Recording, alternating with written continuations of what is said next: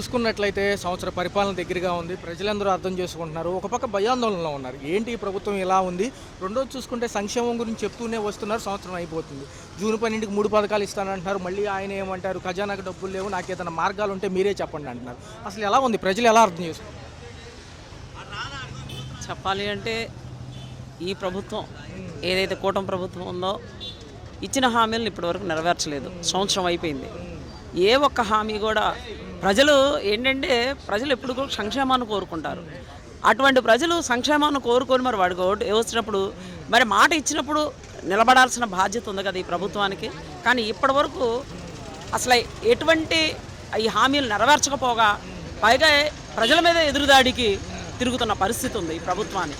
అందుకనే ఈ ప్రభుత్వం ఉంచే ప్రభుత్వం కాబట్టి ప్రజలందరూ కూడా తిరగబడుతూ ఈరోజు వెన్నుపోటు దినాన్ని జరుపుకుంటున్నాం. చూసుకున్నట్లయితే ఈ ప్రభుత్వం వచ్చి రావడంతోనే కొన్ని వ్యవస్థలు నిర్వీర్యమైపోయాయి. మొదట వాలంటీర్ వ్యవస్థ, ఆరోగ్యశ్రీ, ఆరోగ్య భరోసా అన్నారు. దాని గురించి అజాబజా లేదు. ఏ ప్రైవేట్ హాస్పిటల్లో వెళ్ళినా నడవటం లేదు. రెండోది చూసుకుంటేనేమో ఏదైతే ఫైనాన్షియల్గా ఏదైతే ఉన్నాయో సంక్షేమంకి సంబంధించినవి అన్నీ కూడా నిర్వీర్యమైపోయాయి. ఇటు పక్క చూసుకుంటేనేమో మహిళలకు ఉచిత బస్సు ప్రయాణం అన్నారు, అది లేదు. ఈ వాలంటీర్లు ఏమో రోడ్ల మీదకి వచ్చారు. అసలు 10,000 అడిగింది లేదు, పాపాలని పోలేదు. వాళ్ళు బాణాన్ని వాళ్ళు ఉంటే ఈయనే రచ్చగొట్టాడు. ఎలా ఉంది అసలు ఈ వ్యవస్థ? నిజంగా ఈ వ్యవస్థ కూటమి ప్రభుత్వం ఎట్లా ఉందంటే ఇచ్చిన హామీలు నెరవేర్చకపోగా ఉన్నటువంటి వాలంటరీ వ్యవస్థని అట్లాగే మరి ఆరోగ్యశ్రీని ఇంకా చెప్పాలి అంటే మొన్న ఈ మధ్యన రేషన్కి మరి జగన్ గారు ఉన్నప్పుడు వ్యాన్లు పెడితే అవి మొత్తం తీసేసి మరి ప్రజలు ఎన్ని ఇబ్బందులు పడుతున్నారో మనం రోజు సోషల్ మీడియాలో చూస్తూనే ఉన్నాము. కాబట్టి ఈ ప్రభుత్వం ఇది ప్రజలకి కలిసి వచ్చేటటువంటి ప్రభుత్వం అయితే కానే కాదు, ప్రజా వ్యతిరేక ప్రభుత్వం. కాబట్టి ఈరోజు నిరసన దినాన్ని జరుపుకుంటున్నాం. ఏదైతే ఇబ్బందులు పడుతున్నారో ప్రజలు, వాళ్ళకి ఇబ్బంది లేకోకుండా రేషన్ డోర్ డెలివరీ వ్యాన్లు పెట్టి అట్టహాసంగా అందరికీ సదుపాయం ఇంటి వద్దకే అందుతుంది. రెండోది ఎక్కడా కూడా ఈ సర్వర్లు బిజీ కానివ్వండి, ఫింగర్ ప్రింట్స్ పడకపోవడం కానీ ఆ రోజుల్లో ఉండేవి కాదు. ఏ టైంకి వెళ్ళినా వ్యాన్ వచ్చేది, తీసుకునేవాళ్ళు. ఈ యొక్క దాన్ని రద్దు చేసి వాళ్ళ ఫ్యామిలీలు కూడా ఏదైతే ఎండియూ ఈ డీలర్స్ ఉన్నారో ఈ యొక్క పీడిఎస్ రైస్ని ఇచ్చేవాళ్ళని కూడా రోడ్ల మీదకి లాగారు. వాళ్ళ ఫ్యామిలీలు కష్టంగానే ఉన్నాయి. చూసుకుంటే మొన్న కూడా మేము సర్వే చేస్తేనే అక్కడ ఎక్కడా కూడా సర్వర్లు పనిచేయట్లేదు. మొదటి రోజే సర్వర్లు మొరాయించాయి, క్యూలో నుంచోవాల్సి వస్తుంది. ఈ ఒక్క పోతకి ఈ ఎండకి కూడా తట్టుకోలేక ముసలోళ్ళు కింద పడిపోతున్నారు. ఏంటి మేడం, ఎందుకు ఇంత నిరంకుశత్వం? ఈ ప్రభుత్వాన్ని చెప్పాలి అంటే చేతగాని ప్రభుత్వం. ఎందుకంటే మాట ఇవ్వడం వేరు.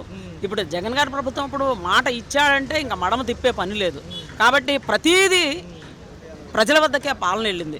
కానీ ఈ కూటమి ప్రభుత్వం అలా కాకుండా అంటే ప్రజల్ని ఎలా కష్టపెట్టాలి, వాళ్ళు ఏంటంటే వాళ్ళ జేబులు నింపుకోవటం, లేకపోతే అమరావతి మీద కాన్సన్ట్రేట్ చేస్తున్నారు కానీ ప్రజల మీద అయితే కాన్సన్ట్రేట్ చేయలేదు. ఇచ్చిన హామీలు నెరవేర్చట్లేదు.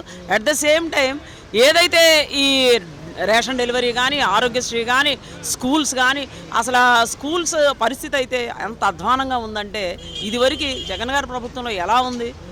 Kerala is the first. చిన్నప్పుడు అలా చదువుకుంటే ఈవేళ ఎడ్యుకేషన్లో జగన్ గారి ప్రభుత్వంలో Andhra Pradesh is the first state in education అని ఉన్నారు. కానీ అటువంటి ఫస్ట్ స్టేట్ అన్నటువంటి నానుడిని తీసేసి ఈవేళ స్కూలు కూడా అధ్వానంగా తయారయ్యాయి. కాబట్టి దీని అంతటి కారణం ఎవరు అని అంటే వాలంటీర్ వ్యవస్థను కూడా నిర్వీర్యం చేశారు. అంటే అట్లాగే మెడికల్ కాలేజెస్ తీసుకొస్తే వాటిని కూడా మాకు వద్దని తిప్పు రాయడం జరిగింది. అంటే మళ్ళీ తర్వాత జిల్లా పేర్లు మార్చడం, ఇదంతా చూస్తుంటే నిజంగా ఈ కూటమి ప్రభుత్వం రోజులు దగ్గర పడి అనే చెప్పాలి. ఆనాడు సభలో ప్రజాధనాన్ని దుర్వినియోగం చేసి 3 రోజులకు భారీ ఎత్తున కండక్ట్ చేశారు. చూడబోతే అంశాలు లేక జగన్మోహన్ రెడ్డి మీద అవాకులు చెవాకులు పేలడం తప్ప చేసింది ఏమీ లేదు. ప్రజలు అడిగితే పథకాలు అడుగుతున్నారని చెప్పి భయం. ఒకరోజు ఇట్లాగే ప్రజావేదికలో మాట్లాడుతుంటే నాకు ఆవిడ పెన్షన్ రాలేదంటే ఆయన పరువు పోయింది. దాన్ని కవర్ చేసుకుంటాం. ఈ కవరింగ్ ఎన్ని రోజులు ఉంటుంది? ఈ కవరింగ్ చేసే ప్రభుత్వం ఎక్కువ కాలం ఉండదండి. ఎందుకంటే ప్రజా వ్యతిరేకత కనపడి నిన్న తెనాల్లో చూడండి మీరు, ఇది పోలీస్ రాజ్యాంగం లాగా అసలు నడి రోడ్డు మీద తీసుకొచ్చి కొట్టడం ఏంటండి? ఇక చట్టాలు ఎందుకు, కోర్టులు ఎందుకు, ఇవన్నీ దేనికండి? కాబట్టి ప్రజల చేతిలోకి తీసి ప్రభుత్వం ఏం చేస్తున్నారంటే ప్రజల మీద తిరగబడేటట్టు పోలీస్ వ్యవస్థని మీదకి ఎగదోలి వాళ్ళ ఇష్టానుసారంగా చేస్తున్నారు. కాబట్టి ప్రజలు ఎక్కువ కాలం భరించరు. ఎందుకంటే సహన ఓపిక ఇప్పటికి సంవత్సరం అయింది. అందుకనే ఈవేళ ఏదైతే గవర్నమెంట్ ఫామ్ అయిందో ఈరోజు ముందుకు వచ్చే నిరసన దినాన్ని పాటిస్తున్నారు. కాబట్టి ఇక ముందు కూడా ప్రజలు ఖచ్చితంగా ఇలాగే కొనసాగితే మాత్రం తప్పకుండా తిరగబడతారు. చేపిస్తే తట్టుకుంటాము, వచ్చేది మా ప్రభుత్వమే, జగన్ 2.0లో ఎలా ఉంటుందో చూస్తారు, కార్యకర్తలకే పెద్దపీట అంటున్నారు. ఎలా ఉండదు? నిజంగా చెప్పాలనంటే జగనన్న మరి కార్యకర్తలకు పెద్దపీట అని అంటాం. ఎందుకంటే మొన్నటి వరకు వాలంటరీ వ్యవస్థ తర్వాత నాయకుల్ని ఇచ్చేశాడు, కానీ ఈవేళ కార్యకర్తల మీద భరోసా ఉన్నాడు అని అంటే ఈవేళ లాఠీ దెబ్బలు తిన్నా తర్వాత కేసులు పెట్టించుకున్నా ఏం చేసినా కార్యకర్తలే సఫర్ అవుతున్నారు. కాబట్టి నాయకులందరూ ఎవరైతే వాళ్ళ పదవులు తీసుకున్నారో మొత్తం ఎటోళ్ళటు వెళ్ళిపోయారు పెద్ద పెద్ద నాయకులు. కానీ కార్యకర్తలు మాత్రం ఆ రోజు జగన్ అంటే ఉన్నారు, ఈవేళ కూడా జగన్ అంటే ఉన్నారు. కాబట్టి అన్నంటే ఉన్నారు కాబట్టి ఖచ్చితంగా మా ప్రాణాలైనా అర్పిస్తాం, జగనన్నతో మేము ముందుంటాం. ఫైనల్గా పవన్ కళ్యాణ్ గారు ఏమైపోయారు? మహిళలు వెతికే పరిస్థితుల్లోనే ఉన్నారా ఇంకా చూసుకున్నట్లయితే? ఎందుకంటే తప్పని తేలిపోయిన తర్వాత ఆయన కనపడటం మానేశారు. ఎందుకంటే పవన్ కళ్యాణ్ గారు వచ్చిన వరకు ఒక స్టైల్లో ఉన్నారు. పదవి వచ్చిన తర్వాత గెలిచిన తర్వాత ఏదో ఒక పుణ్యం అంట ఈవీఎంల ద్వారా గెలిచారు కాబట్టి దాని విలువ ఆయనకి తెలియడం లేదు. ఎందుకంటే మొన్నటి వరకు కాషాయ రంగు లేకపోతే పసుపు పచ్చని గుడ్డలు వేసుకొని ఆయన అంతా భక్తిభావంతో తిరిగారు. తర్వాత ఇంకోటి ఏంటంటే అప్పుడంతా నేను చెగువిరాని, నేను నోరు ఇప్పుతాను, నేను ఎగబడతాను ప్రభుత్వానికి, నాకు 30,000 మంది మహిళలు కనపడలేదు అని జగనన్న మీద అరిచినటువంటి బౌబౌ కుక్క ఈరోజు ఎక్కడుంది? జనం అసలు కళ్ళెదురుగా హత్యలు జరుగుతున్నాయి, అత్యాచారాలు జరుగుతున్నాయి.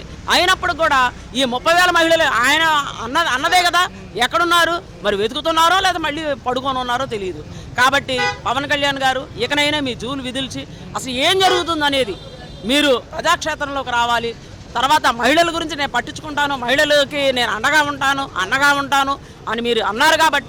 కాబట్టి మీరు ఆ 30,000 మంది మహిళలు ఎక్కడున్నారో మీరు పట్టుకొని అట్లాగే ప్రజలకి మీరు అండగా ఉంటానన్నారు. కాబట్టి ఇకనైనా బయటికి రండి, కూటమి మాయలో పడవద్దు. ఫైనల్గా మేడం ఒక్క మాటలో వెన్నుపోటుకి పేటెంట్ రైట్ ఎవరిది అంటే ఎవరు చెప్తారు? వెన్నుపోటుకి పేటెంట్ రైట్ ఎవరుందండి? కూటమి ప్రభుత్వానికి. కారణం ఏంటంటే ఇచ్చిన హామీలు నెరవేర్చలేదు, అడుగుతుంటే ఎదురు కేసులు పెడుతున్నారు, అలాగే ఎలా కర్కశంగా అణచాలో అని చూస్తున్నారు. కాబట్టి వెన్నుపోటు ఖచ్చితంగా పొడిచింది కూటమి ప్రభుత్వమే, జగనన్న ప్రభుత్వం కానే కాదు. ఎందుకంటే జగనన్న ఏవైతే హామీలు ఇచ్చాడో అవన్నీ కూడా 99% అన్న మాట ప్రకారం తూచా తప్పకుండా నెరవేర్చిన ఏకైక దమ్మున నాయకుడు జగన్మోహన్ రెడ్డి గారు. కాబట్టి ఆయనతో ఈ కూటమి నేతలను పోల్చుకోవడం కూడా దండగా. ఈవేళ ఈ నిరసన దినం, వెన్నుపోటు దినం జరపాల్సిన కారణం ఏంటి? మీరు నెరవేరిస్తే కనీసం ఇచ్చిన హామీలో ఒక్క హామీ నెరవేర్చారా? కాబట్టి కూటమి ప్రభుత్వానికి ఇక అంటే నిలబడేటువంటి హక్కు లేనే లేదు చెప్పాలి అని అంటే. కాబట్టి వెన్నుపోటు దినం మీకు మాత్రమే, అంటే మీరు మాకు పొడిచారు కాబట్టి మేము వ్యతిరేకంగా మీకు వెన్నుపోటు దినాన్ని మేము ఈరోజు జరుపుకుంటున్నాం. అయితే ఏంటని చూసుకుంటే రోడ్ల మీద తీసుకొచ్చింది ప్రభుత్వం, ఎండిఓ వ్యాన్లు కానివ్వండి, ఇవి కానివ్వండి. గతంలో ఇంటింటికి వెళ్ళి దగ్గరుండి ఇప్పించి తంబులు కూడా కరెక్ట్గా పడేవి, ఎక్కడ కూడా సిగ్నల్ కానీ లాస్ కానీ ఉండేది కదా, ఎందుకంటే బయటే ఉండేది కాబట్టి. ఇప్పుడు చూసుకుంటే నిన్న సర్వేలు తేలింది ఏంటంటే గంటల నుంచి ఉంటున్నారు, ఉగ్గామగ్గా ఉంటుంది, ఎక్కడ కూడా ఫింగర్ ప్రింట్లు పట్టలేదు, సర్వర్లు బిజీ అయ్యింది. ఏంటంటారు అసలు ఏం జరుగుతుంది అలా?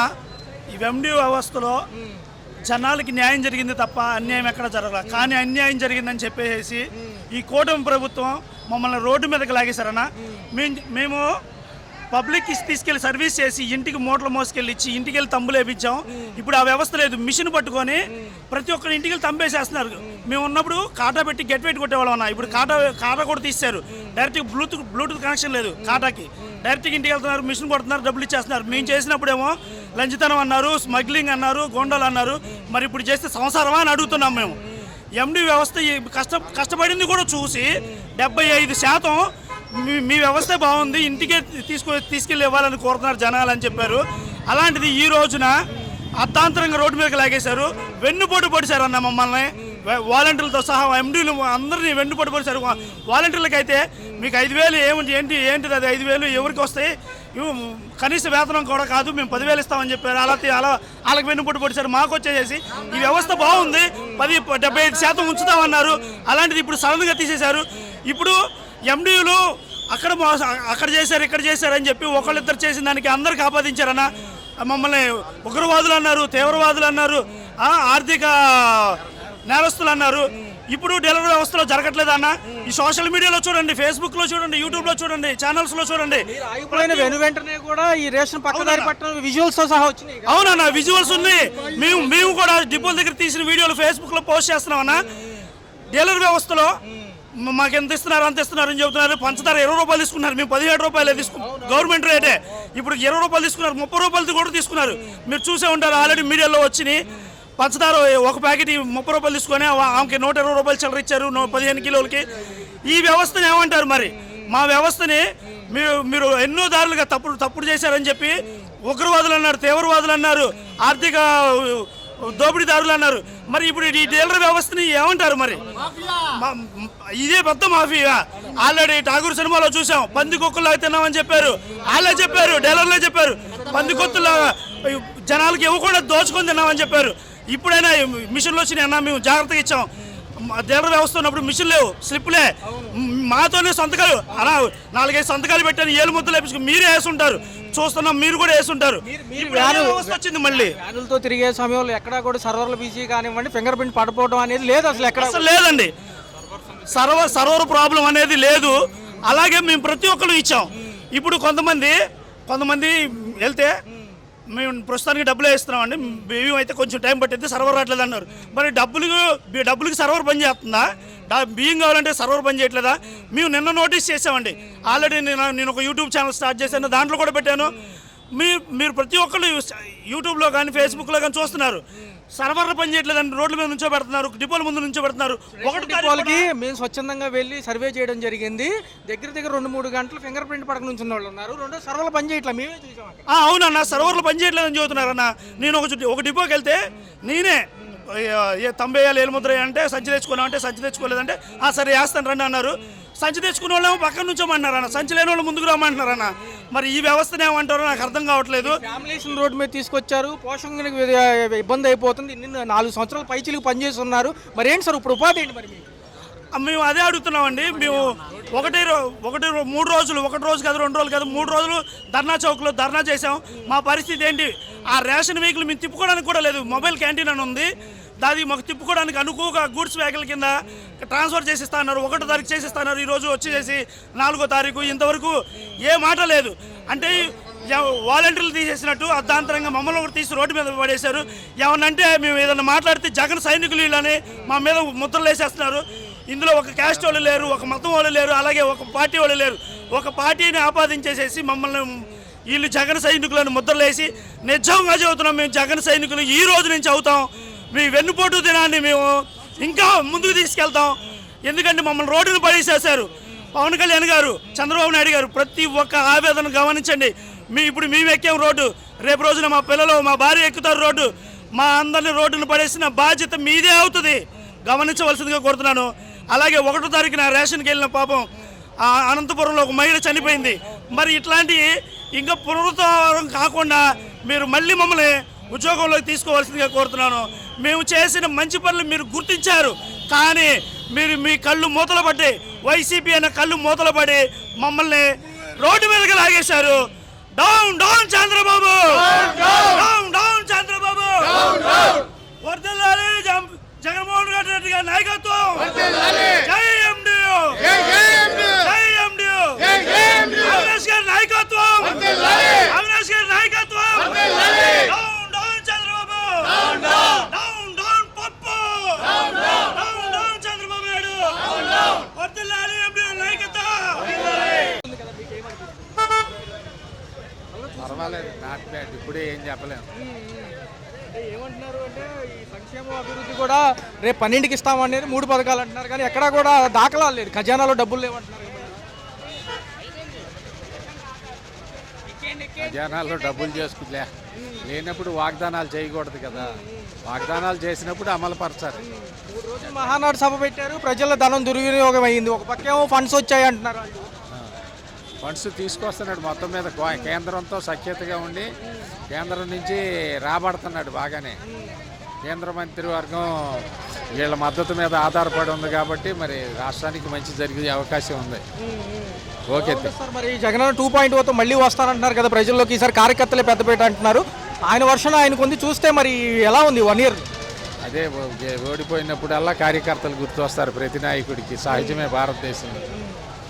గెలవంగానే ఎవరు గుర్తురారు. అది ధరలు, కరెంట్ ఛార్జీలు చల్తీకా నామ్ గాడి. కరెంటు విషయంలో ప్రజలు మోసగింపబడుతున్నారు. ఎప్పుడు చూసినా, ఏ పాలకులు చూసినా కరెంటు విషయంలో ప్రజల్ని మోసగిస్తున్నారు. దాంట్లో ఏం తిరగలేదు. అది చేయలేదు. 40 సంవత్సరాల కొలానే అది లేదు. సరే 1500 ఇస్తామన్నారు, అది లేదు. పిల్లలకి ఇస్తామన్నారు, అది లేదు. ఏం చేస్తామన్నావు, ఏం చేయలేదు. దేనికి నువ్వు అడ్డం తిరిగి అన్ని అన్యాయం చేసి జగన్ అన్యాయం చేశావు. సరే ఇల్లులు ఇస్తానన్నావు, ఇల్లులు ఇవ్వలేదు. డబ్బులు ఇస్తాము 50,000 ఏం చేస్తావు, ఇప్పటికేమి లేదు. వడ్డీ వడ్డీ వడ్డీ అని బ్యాంక్ తీసుకుంటానే ఉన్నావు కానీ ఏం చెప్పట్లేదు. ఇంకా దేనికి నువ్వు అమ్మఒడి చేయలేదు, అమ్మఒడి కూడా చేయలేదు. దేనికి సగం చేయలేదు. ఇప్పుడు సంవత్సరం అయింది నువ్వు నిలబడి ఏం చేశావు? వాలంటీర్ తీసేసావు. ఇప్పుడు ఆటో తీసేసావు, బియ్యం కూడా. ఇప్పుడు లేనాళ్ళు ముసలోళ్ళు వాళ్ళు ఎలా చేయాలి? వాళ్ళు పోయి తెచ్చుకోలేరు కదా. మరి దేనికి నువ్వు అన్ని తీసేసావు? నువ్వేం చేసావు? ఎండుపోటు పొడిచావు నువ్వు. దేనికి ఏం మాట్లాడట్లే, అస్సలు ఏం మాట్లాడట్లే. నువ్వు అన్న కొడుకు అదే మాట చేస్తాం అంటున్నారే కానీ చెయ్యట్లేదు. అది 50 ఏళ్ళకి 50 ఏళ్ళు కట్టించుకున్నాడు. 50 ఏళ్ళకి వడ్డీ ఎక్కువే వచ్చింది. వాళ్ళేమో బ్యాంక్ వాళ్ళు డబ్బు కట్టమని తిరుగుతుండ్రు. మాకు ఎన్నాళ్ళైంది ఇల్లు లేవు, ఇల్లు ఇస్తానని ఇల్లు లేదు. 50 ఏళ్ళు కట్టించుకున్నాడు. నమ్మటానికి లేదు, ఇలాగ మోసం చేసింది. చూసుకుంటే మరి ఏమన్నా డబ్బులు తల్లికి వందనం కానీ మహిళలు పెట్టుబడి సాయం అన్నారు. తర్వాత 18 ఏళ్ళు దాటిన వాళ్ళకి 45,000 ఏమి వేయలే, వేస్తామని. మాకు డబ్బు లేదు అంటుంది. రైతుల పరిస్థితి ఏంటి? వాళ్ళకి అందుకు ఎవరికి ఏమి చేయలేదు. తదుపరి ఎలా ఉండబోతుంది మరి? ఏమి సదుపాయం చేయలే వచ్చినాక. రేషన్ డిపోల్లో ఇస్తున్నారుగా బియ్యం, ఇబ్బంది వెళ్ళాలంటే వెళ్ళలేము సార్. మరి చాలా మంది ఉన్నారు, వాళ్ళు వెళ్ళలేకపోతున్నారు. మరి దేనికి వాళ్ళని అన్యాయం చేస్తున్నావు కదా. చెత్త అంటే చెత్త తీసేసావు. వాళ్ళు పాపం నెట్టుకుంటా చేస్తున్నారు పాపం, అవి తీసేసావు. జగన్ చేసిన పని ఏం చేసావు నువ్వు? సగం కూడా చేయట్లేదు.